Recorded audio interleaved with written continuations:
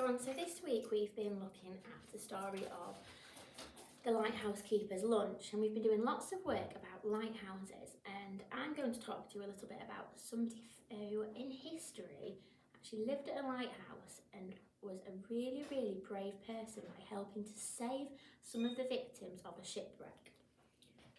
And that person was a lady called Grace Darling. So, Grace Darling was born on the 24th of November 1815 in a little town called Bamber, which is in Northumberland. Grace's father, William Darling, was a lighthouse keeper on Brownsman Island. And this island was one of the largest of the Farne Islands, which are off the north coast of Northumberland, and you can see it here where the red dot is. So Grace lived on Brownsman Island with her family. Now, no trees grew on the island, but there were lots of grass for their goats and sheep. Grace and her siblings would often row out in their boat and explore the cliffs and caves. Now, sometimes the bad weather made this dangerous, but Grace knew enough about the area to stay safe.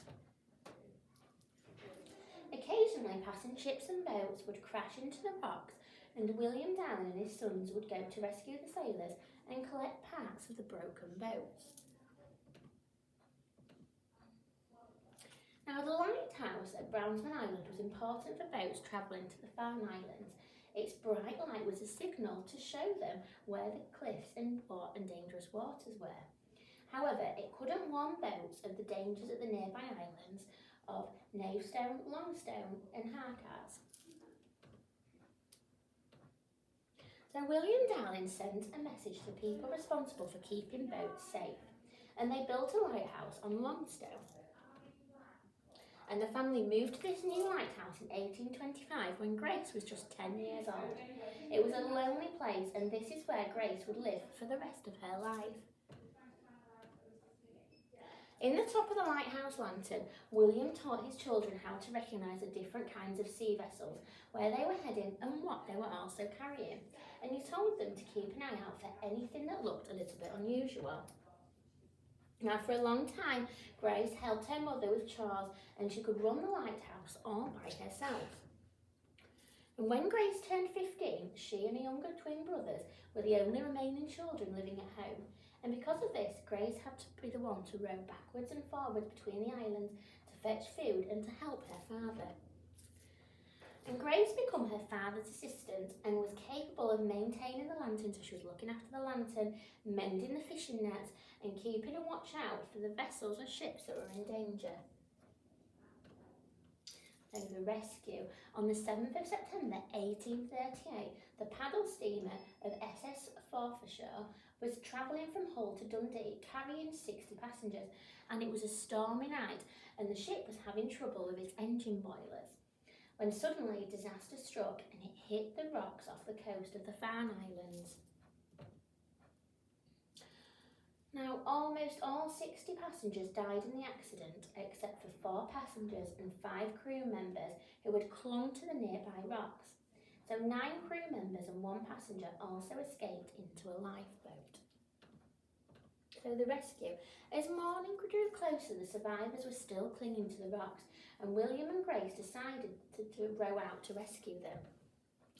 William climbed the rocks to reach the sailors, and Grace stayed in control of the boat, which you can imagine during a storm must have been really hard to do. The storm raged on, but Grace fought hard to keep the boat away from the rocks while her father rescued the survivors. And William and Grace helped all of the survivors onto the boat until all of them were safe. And at that point, they took the survivors back to the lighthouse, where they treated them for their injuries and looked after them for 3 days until the storm had finally passed. So after the rescue, Grace Darling became a heroine. The Victorian newspapers loved the story of her outstanding bravery, and after publishing her story, Grace became a celebrity. Finally, word had spread to Queen Victoria, and in November 1838, Grace received a personal letter from her with a reward of £50. She also got a lot of post sent to her, requesting to visit her, and she got money and gifts sent to her too. And in Victorian England, it was possible to buy plates, postcards, and even boxes of chocolates with Grace's face on them. Now, sadly, Grace died 3 years after the rescue at age 26. She is still remembered by many across the world today. So in Grace's memory, in 1880, Grace Darling, her true story was published that told the story of her life. And in 1938, the RNLI Grace Darling Museum opened to remember the life of who some people consider Victorian Britain's greatest heroine. The museum guides you through Grace's early life and the events of what happened on that day.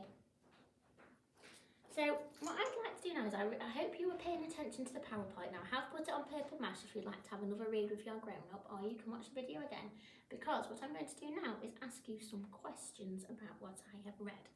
Now you can either talk to your grown-up at home and they can write the answers down for you, or if you would like to have a go at writing the sentences, you may do so and upload them onto Purple Mash.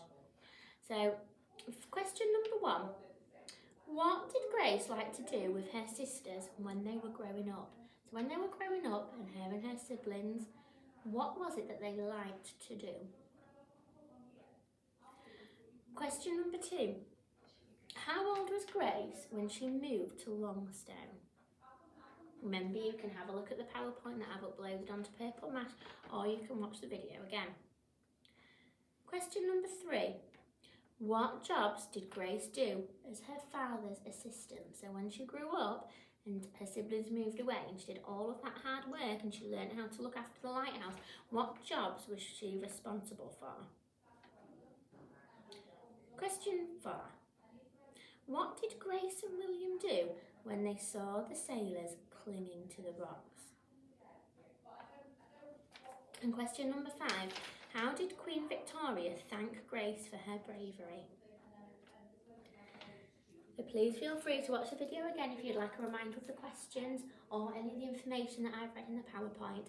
And please remember, if you've written any of your answers down, please upload them onto Purple Mash so the grown-ups can have a look and we can mark your work. Thank you everybody, and see you soon.